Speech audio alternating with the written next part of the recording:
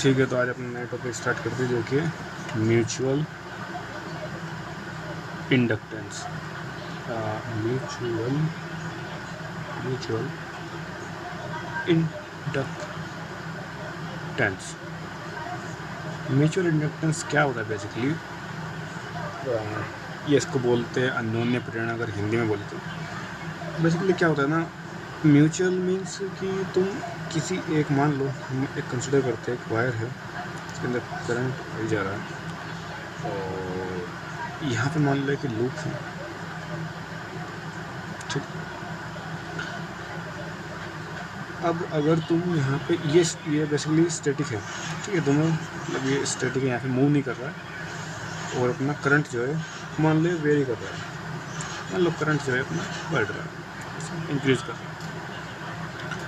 अब current increase कर रहा है तो जो इसके आसपास जो बनने वाली मैग्नेटिक फील्ड होगी वो भी वेरी करेगी, क्योंकि करंट वेरी कर रहा है तो वो मैग्नेटिक फील्ड वेरी करेगी, तो इसके अंदर जो फ्लक्स होगा, तो इसको ए मान लो, इसको मैं एल मान लो, इसको मैं बी मान लो, इसके अंदर जो फ्लक्स होगा वो भी चेंज होगा। और अगर फ्लक्स चेंज होगा तो इसमें एक ईएमएफ इंड्यूस होगा, और अगर ईएमएफ इंड्यूस हुआ तो करंट आएगा। That's it. तो इसको ज़रा हम लिख लें कि करंट अगर बढ़ेगा, ये अगर हम इसको लिखें करंट वेरी, तो यहाँ से हमारा जो मैग्नेटिक फील्ड है वो वेरी करेगा। मैग्नेटिक फील्ड वेरी करा तो जो फ्लक्स होगा किस में, इसको हम एज ए लूप, इसको एल मान लेते हैं हम, जो फ्लक्स इसको अगर लूप कह दें, जो फ्लक्स जो लूप में है वो वेरी करेगा, और अगर वो वेरी हुआ तो ईएमएफ आएगा, अगर ईएमएफ आया हमारे पास करंट आ जाएगा, किसके अंदर, लूप के अंदर। बेसिकली ये पूरा इसका मतलब वो मेथड है कि मतलब कैसे इसमें करंट आया, तो करंट के वेरी करने से आपका इसका करंट वेरी करने से आपको इसमें करंट मिला है, तो इसको बोलते हैं म्यूचुअल इंडक्टेंस। म्यूचुअल मीन्स एक में तुमने कुछ चेंज किया तो दूसरे में तुमको करंट मिल गया। अब तुमने इसमें magnetic field change, obvious magnetic field change किया, फिर करंट चेंज किया तो दूसरे में तुमको करंट मिल गया। इसको बोलते हैं प्राइमरी वायर,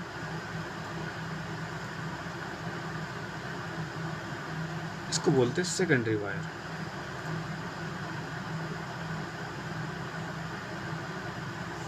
प्राइमरी वायर क्या है, इसको अगर मैं लिखना चाहूँ तो जिसमें चेंज किया, और सेकेंडरी वायर क्या है,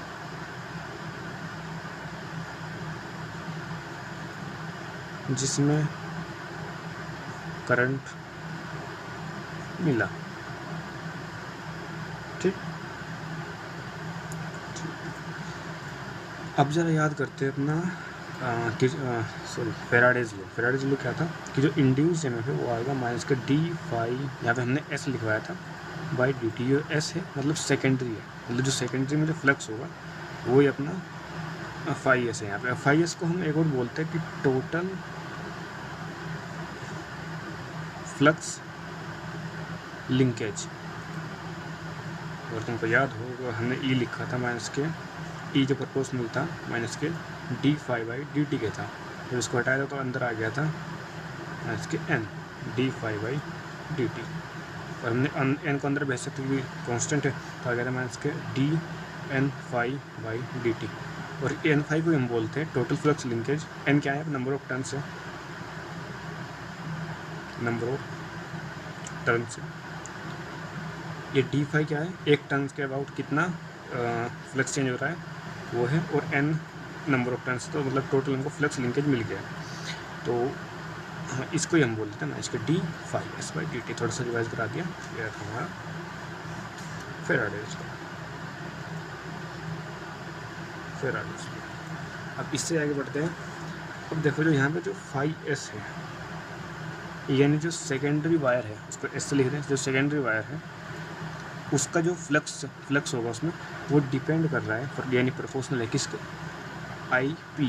पी मीन्स प्राइमरी, ठीक है। जो प्राइमरी वायर में जो करंट है उसके प्रोपोर्शनल क्या है अपना सेकेंडरी वायर में जो फ्लक्स है। तो फाई एस प्रोपोर्शनल आ गया आई पी के। अब तब जब हम इसको यहाँ से कांस्टेंट घटा देते हैं, यहाँ पे हमारे पास एक कांस्टेंट मिलता है MIP। कुछ किताबों में इसको स्मॉल m भी लिखते हैं। तो बेसिकली क्या है, कोएफिशिएंट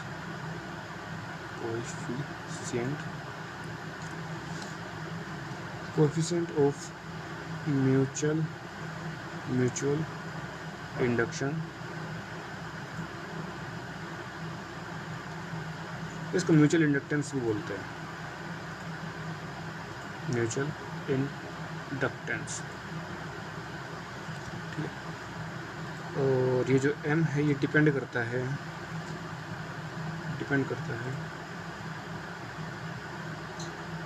शेप पर, कैसा इसका शेप है सेकेंडरी वायर का, साइज पर, मीडियम पर, कैसा मीडियम रखा है, और ओरिएंटेशन पर, कैसे इसको रखा है उस पर ओरिएंटेशन। ये बेसिकली आएगा, 1-2 नंबर का क्वेश्चन अगर आया तो उसमें पूछ सकता है कि m किसी चीज़ पर डिपेंड नहीं करता है, किसी चीज़ पर करता है, तो तुमको ऐसा ध्यान रखना है। ठीक है, तो m क्या है यहाँ पे, म्यूचुअल इंडक्टेंस या कोएफिशिएंट ऑफ म्यूचुअल इंडक्शन। अब इसके क्वेश्चन अगर उसको निकलवाना हो तो म्यूचुअल इंडक्टेंस को की वैल्यू फाइंड आउट करो तो कैसे करेंगे जरा देखो। मान लो ये वही वाला क्वेश्चन लिया था जो अभी लिया था, ये मान लो ये अपना B है, ये अपना L है, और ये A है, और ये I है स्क्वायर लूप। तो बेसिकली फाई अगर हम देखें, अगर हम तुमको याद हो हमने फाई निकाला था, एक आया था 2KL ln A + L divide by A × I। ये हमने पहले इसको ड्राइव कर चुके हैं, जो पुरानी वीडियोस है उसमें इसको ड्राइव कर चुके हैं।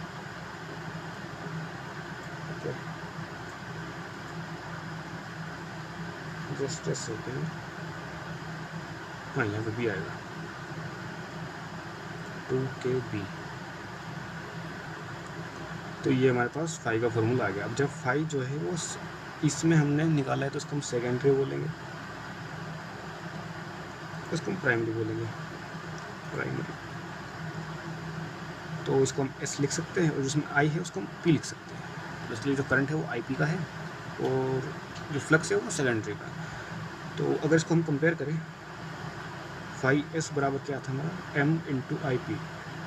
तो यहाँ से M की वैल्यू कितनी आ गई थी, 2KB ln A + L divide by A। यहाँ से ये वैल्यूज़ क्या आ गई थी। अब देखो जो ये K है, K आपको पता ही है μ/4π होता है। तो ये किस पे डिपेंड कर रहा है, मीडियम पर, यहाँ से दे सकते हो। ये A और L ये बेसिकली क्या है, इसकी ज्योमेट्री है या शेप बोल सकते हो, इस पर डिपेंड कर रहा है। यहाँ से दिख रहा है जब पॉइंट्स लिखवाए थे पीछे, तो जो M है वो शेप, ओरिएंटेशन, मीडियम, इन सब पे डिपेंड करता है। तो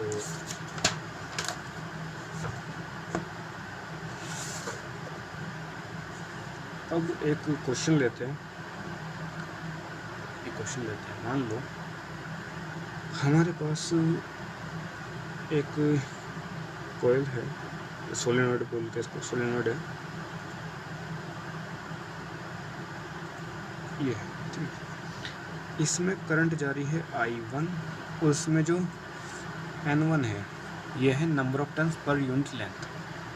ठीक है, तो N1 क्या है, number of turns per unit length, number of turns per unit length किसमें, इसमें। मान लो जैसे I1 जा रहा है, ठीक है। हमने क्या किया, इसके अंदर एक छोटा सा सोलेनॉइड रख दिया है, छोटा सा,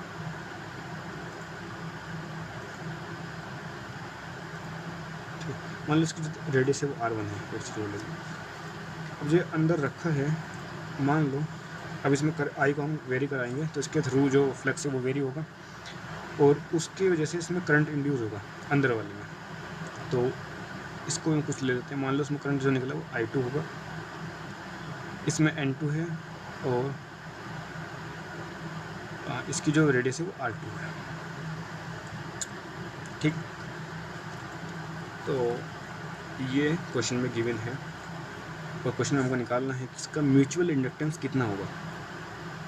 ठीक है, इसमें इसका म्यूचुअल इंडक्टेंस कितना होगा। ठीक है, निकालते हैं। और सबसे पहले तो हमने जो वेरी कराया है वो I1 को कराया है, तो I1 क्या हो जाएगा अपना प्राइमरी करंट बोल सकते हैं इसको। तो जो I2 हो जाएगा वो अपना हो जाएगा सेकेंडरी करंट।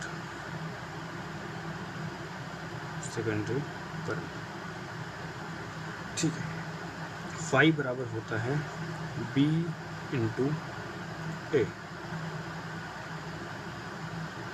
B इंटू ए होता है। अब ज़रा देखो, फाई इंटू B इंटू ए। हम जो सेकेंडरी जो हमारे पास कोयल है उसका एक टर्न लेते हैं और उसके लिए ये निकालते हैं। ठीक है, तो ये जो फाई आएगा इसको लेते हैं, ऐसे मान लो ये जो फाई है ये है flux through one turn off secondary coil, ये सोलेनॉइड बोल दो। ये हो गया, निकालो उसको फाई को। तो फाई होगा बी। इसमें यहाँ पे बी कितना होगा, बी अगर तुमको याद हो तो ये मैग्नेटिज्म वाले चैप्टर में पढ़ा जाता है। उसका फॉर्मूला होता है mu naught N I. N क्या है, number of turns per unit length, किस में, प्राइमरी में, क्योंकि प्राइमरी की वजह से मैग्नेटिक फील्ड आया, तो इसमें जो उसको लिखेंगे N1 और आई किसका है I1। ठीक है, इसके बाद इंटू ए क्या हो जाएगा पाई R2 स्क्वायर, क्योंकि सेकेंड वाले का हम एरिया लेना पड़ेगा, इसमें फ्लक्स उसमें के अंदर से जा रहा है। तो ये हो गया अपना एक टर्न के अबाउट फ्लक्स। अब टोटल फ्लक्स हमको निकालना है तो उसको लिख देंगे हम फाई एस निकालने के लिए करेंगे उसमें नंबर ऑफ टर्न से मल्टीप्लाई कर, जो मैंने अभी रिवाइज कराया था पीछे, तो नंबर ऑफ टर्न से उसको मल्टीप्लाई करेंगे। मान लो हमको ये एल लेंथ के अंदर ही निकालना है। ठीक है, एल लेंथ के अंदर ही हमको निकालना है। नंबर ऑफ टर्न्स किससे मल्टीप्लाई करेंगे, जो सेकेंडरी कॉइल है उसके कितने नंबर ऑफ टर्न्स आ रहे हैं उससे इसको मल्टीप्लाई कर देंगे। निकालेंगे कैसे, ठीक है, तो जो N2 है वो यूनिट लेंथ में है। ठीक है, यूनिट लेंथ में जो नंबर ऑफ टर्न्स है वो कितना है, उतना N2 है। और यहाँ पे कितना है, L है। एक सेकेंड, इसको ऐसे लिख देंगे हम, N2 बराबर N बाई L। हाँ, तो ये हो जाएगा अपना ये, इसको ऐसे मान सकते हैं, हम समझाते हैं। जैसे यूनिट लेंथ यानी एक लेंथ हो गया, तो एक लेंथ इसमें कितने टर्न्स है, N2। ठीक है, L लेंथ में कितना हो जाएगा, N2 इंटू एल, इसको हम N2 बोल देते हैं, तो N2 इंटू एल, तो यहाँ से ही आ गया। तो यहाँ पे हम किससे मल्टीप्लाई करेंगे, N2 से, तो N2 into mu naught N1 I1 पाई R2 स्क्वायर। ठीक है, ये हो गया। अब क्या करते हैं ना, N2 की वैल्यू रख देते हैं, तो फाई एस बराबर N2 की वैल्यू कितनी आती है ऐसे, स्मॉल N2 इंटू एल, तो N2 L mu naught N1 I1 पाई R2 स्क्वायर। ये आ गया। एक थोड़ा सा और समराइज कर देते हैं, फाई एस बराबर आ जाएगा म्यू नोट N1 N2 पाई R2 स्क्वायर इंटू एल और इंटू I1। अब जो I1 है ये प्राइमरी जो करंट है वो है, तो इसको जरा कंपेयर अगर हम करते हैं फाई एस बराबर MIP से, तो यहाँ से हम सिंपली M को निकाल सकते हैं। M बराबर आएगा अपना म्यू नोट N1 N2 पाई R2 स्क्वायर इंटू एल। इसको याद करने की जरूरत नहीं है, सिंपली ट्राई कर लेना, जब भी एग्जाम में आया तो याद मत करने बैठना इसको। तो ऐसे इनकी वैल्यू सिंपली हमको मिल गई है। ठीक, अब अगर मान लो यहाँ पे अगर हम फाई एस बराबर कितना आया था m इंटू आई पी, तो अगर हम लेते D phi S by D T, इसको तो डिफ्रेंशिएट करते हैं, m अपना कांस्टेंट है बिल्कुल, क्योंकि जो m है वो depends, does not depend on time. अगर जो m है वो टाइम पे डिपेंड नहीं कर रहा है तो m को हम सिंपली बाहर ले सकते हैं और ये अंदर चल जाएगा D I P by D T, और ये होता है अपना माइनस का e बराबर m D I P by D T, तो e आएगा अपना m D I P by D T minus का, तो जो EMF इसमें इंड्यूस होगा वो ये होगा। डायरेक्शन आप ऑब्वियसली निकाल सकते हैं, इसके ऊपर काफ़ी क्वेश्चन कराए हुए हैं सेकंड लेक्चर में थे। तो ये फॉर्मूला हो गया इंड्यूस EMF का, अगर उसमें पूछा तो। इसके अलावा अगर उसमें कोई रेजिस्टेंस लगा दिया तो उसमें करंट आ जाएगा E बाई आर, तो सिंपली कर ही सकते हो, ये आ जाएगा अपना माइनस का m D I P by D T divide by R, तो हो ही जाएगा, नॉट ए बिग डील। ठीक है, तो ये अपना पूरा हो गया अपना म्यूचुअल इंडक्टेंस। अब जरा थोड़ा सा आगे बढ़ते हैं अपना सेल्फ इंडक्टेंस पे।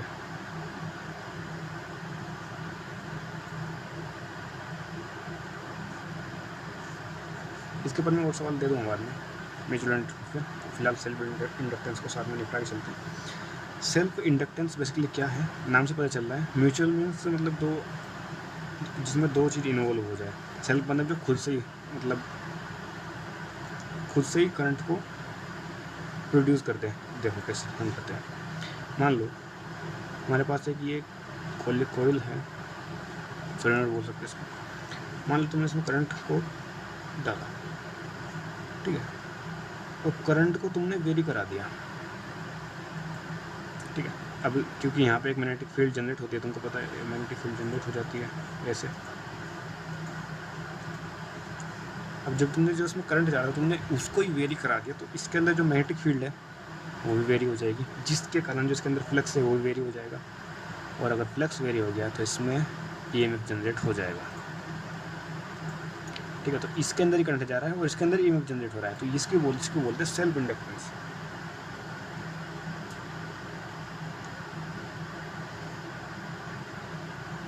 तो मान लो इसके अक्रॉस जो फ्लक्स है वो फाई है, वही इसका सेम कहानी इसमें होगी। मान लो इसके अंदर जो फ्लक्स है वो फाई है और जो करंट है वो आई है, तो जो फाई इसके अंदर होगा वो भी ऑब्वियसली डिपेंड करेगा अपना आई पर, सिमिलरली जैसे उसमें डिपेंड करता है। तो यहाँ भी एक कांस्टेंट आता है, इसको बोलते हैं एल आई, एल को बोलते हैं कोएफिशिएंट ऑफ सेल्फ इंडक्शन और सेल्फ इंडक्टेंस।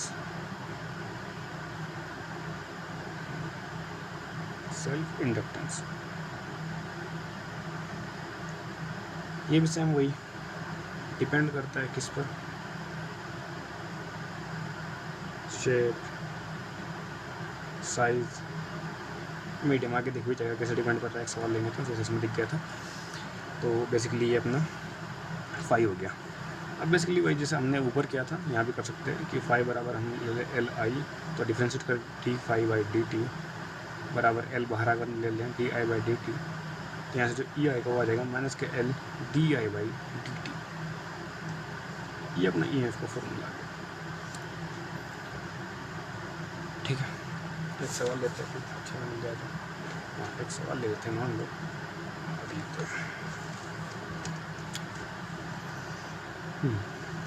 हमारे पास ये एक कोयल या सोलेनोइड बोलते हैं इसको। इस पे मान लो करंट आई जा रहा है, इसकी जो रेडियस है वो R है एंड लेंथ जो है वो L है। इसमें हमको वही सेल्फ इंडक्टेंस निकालना है, तो कैसे निकालेंगे? सबसे पहले जो फाई आएगा इसमें वो आएगा B इंटू ए। मुझे फाई हमने लिखा है, ये है फ्लक्स थ्रू, ठीक है थोड़ा डिस्टर्बेंस हुआ था अभी थोड़ा, तो उसको इग्नोर करो। तो बेसिकली हमारे पास एक कोयल है, सोलेनोइड मान सकते हैं इसको। तो इसकी जो इसमें जो करंट जा रहा है वो आई है, इसकी रेडियस आर है, लेंथ इसकी एल है। तो फाई हम लिख देते हैं बी इंटू ए, जो फाई है फ्लक्स थ्रू 1 टर्न, इसको बोलेंगे 1 टर्न ऑफ कोयल। ठीक है, इसका जो 1 टर्न है उसकी तरफ उसमें कितना फ्लक्स जा रहा है तो वो हमें फाई है। तो इधर लिखते हैं, इधर बी कितना होगा, बी इसमें जो आएगा वो अपना वही सोलेनोइड वाला आएगा, जो कि होता है mu naught into n into I. ठीक है, यहाँ पे एन लिख देते हैं, number of length, number of turns per unit length. अब इसमें एरिया कितना लिखेंगे, पाई आर स्क्वायर, क्योंकि एक ही टर्न लेना है तो एक ही एरिया लिखेंगे अभी। इसके बाद अब फाई एस लिखेंगे हम, तो mu naught N I pi are square, वही सेम एन से गुना कर देंगे, और mu naught N I pi are square, N बराबर होता है अपना एन इंटू एल। ये जो पिछले वाला सवाल अभी कराया था सेम सेम ही वही है, तो उसमें तुम देख सकते हो कैसे हुआ। तो फाइव सिंपल निकल के जाएगा यहाँ से mu naught N square pi are square l into I. तो अगर तुम इसको देखोगे तो ये बेसिकली एल ही है, तो एल निकल के आया यहाँ पे mu naught N square pi are square L. ये मीडियम को रिप्रेजेंट कर रहा है, यहाँ से देख सकते हो। और ये सारे पैरामीटर अपने शेप को रिप्रेजेंट कर देता है, इन दोनों पे डिपेंड कर रहा है। यहाँ से तुम ऐसे इजीली इसको देख सकते हो, इसकी एल का फॉर्मूला यहाँ से निकल के आ गया। क्लियर। अब एनसीईआरटी में जो पूरा चैप्टर है उसमें सिर्फ ऐसी जनरेटर बचा है, जो कि मैं जो नेक्स्ट चैप्टर है इसका अल्टरनेटिंग करंट, उसके साथ उसको स्टार्ट करूँगा। तो एनसीईआरटी में चैप्टर समाप्त हो गया यहीं पर, लेकिन फिर भी थोड़े बहुत सवाल देख लेते हैं, एक दो सवाल जो इस पर बेसिकली हमको लगता है कि आने चाहिए, तो देख लेते हैं उनको। मान लो ये अपना एक सोलेनोइड है, करंट इसमें आई जा रहा है, तुम क्या कर रहे हो, आई को बढ़ा रहे हो। ठीक है, तो इसमें एक ई जनरेट होगा, तो उस ई की डायरेक्शन क्या होगी खुद बताओ, सोच लिया होगा। तो इसमें बेसिकली जो ई की डायरेक्शन होगी वो इस तरह होनी चाहिए कि जो इस करंट को ये अपोज कर दे। ये बढ़ रहा है ना तो उसको घटाना चाहिए। अब ये इस डायरेक्शन में जा रहा है, इसको घटाने के लिए उस करंट को इस डायरेक्शन में आना पड़ेगा, तो उसलिए ए से उसको होना पड़ेगा। आई थिंक समझ आया होगा। तो ये ई हो गया अपना, ये प्लस ये माइनस। ठीक, सिमिलरली अगर हम क्या करें, हमने करंट को घटा दिया है, यस। अब करंट घटने से फ्लक्स चेंज हो रहा है, तो फ्लक्स चेंज होने से अपना करंट आएगा, करंट इस डायरेक्शन में आएगा कि जो इसका कॉज है उसको ही वो अपोज करेगा। तो करंट कम होने से इसमें करंट आ रहा है, तो ये करंट को बढ़ाना चाहेगा। करंट बढ़ाने के लिए इसको इस डायरेक्शन में जाना पड़ेगा, जिसके लिए इसको कुछ इस तरह का वेटेड बनाना पड़ेगा, डायरेक्शन हो जाएगी इसकी। तो इसलिए डायरेक्शन के ऊपर सवाल आता है तो सिंपली तुमको कॉमन सेंस लगाना है। मान लो क्वेश्चन ले लेते हैं, ये क्वेश्चन लेते हैं, ये पॉइंट ए है, ये पॉइंट बी है, आई बराबर 10 एम्पियर है, एल बराबर 10H है, और एक वन मोर थिंग हम भूल गए थे, जस्ट अ सेकंड। ये जो M है इसका जो यूनिट होता है वो हेनरी होता है। क्या होता है, हेनरी, इसको H से लिखते हैं। ठीक है, सिमिलरली जो यहाँ पे L है इसका जो यूनिट होता है वो अपना हेनरी होता है, इसको भी हम S से लिखते हैं। ठीक है, थोड़ा मिस हो गया था। तो यहाँ पे L रखे 10 हेनरी और B, और di/dt भी गिवन है इधर, di/dt बराबर है प्लस का 3, और हमको निकालना है VA minus VB। VA minus VB हमको निकालना है, कैसे निकालेंगे, सिंपली KVL लगाना है। KVL लगाना आई थिंक आता होगा, यहाँ से शुरू करेंगे, VA माइनस इसको सिंपल लिखेंगे LdI/dt, माइनस का साथ लेना है हमेशा जब भी इधर को जाओगे, बराबर VB हो जाएगा। तो हमारे पास जो VA माइनस VB आएगा वो आ जाएगा LdI/dt। अब L कितना है अपना 10 है, और di/dt हमको दे रखा है 3 × 3, तो कितना आ गया 30 वोल्टेज। अब देखो यहाँ पे D I by D T positive है, यानी करंट बढ़ रहा है, तो करंट को इधर आना पड़ेगा, जिसके लिए बैटरी को समथिंग लाइक ऐसा होना पड़ेगा। तो इसमें जो वी ए है वो ज़्यादा हो जाएगा, वी बी कम हो जाएगा, तो V A minus V B positive आएगा, जो कि यहाँ पे गिवन भी है, दिख भी रहा है। ठीक है, दूसरा मेथड हम क्या कर सकते हैं यहीं पे कि हम simply V A minus V B निकालें, इसका बेसिकली मोड़ लें, साइन बराबर बाद में चेक कर लेंगे। तो L D I by D T simply लें तो वही आएगा, 30 आएगा। अब इसका साइन हमको लेना है, साइन यहाँ से लेंगे तो पॉजिटिव आ जाएगा। मतलब बेसिकली ये दो मेथड है, या तो तुम बिल प्योर मैथमेटिक्स से जाओ ये, या फिर दूसरा तुम ऐसे जा सकते हो, साइन अपनी मर्जी से लो, मर्जी से सॉरी मतलब कि तुम जो साइन है उसको खुद से निकालो कि किधर से वो डायरेक्शन जा रही है, करंट बढ़ रहा है या घट रहा है, तो हिसाब से तुम उसका साइन निकालो और सिंपली उसको लिख दो। तो बेसिकली ये यहाँ पे ये चैप्टर ख़त्म हो जाता है अकॉर्डिंग टू एनसीईआरटी। इसमें कुछ और भी टॉपिक्स हैं जो कि जेई के टॉपिक्स है बेसिकली, तो बोर्ड में तो नहीं आने वाले हैं, तो अगर मेरे को टाइम मिलता है तो इन फ्यूचर कभी उनको लाऊंगा, लेकिन फ़िलहाल के लिए ये चैप्टर एनसीईआरटी के लिए ख़त्म हो गया यहीं पे।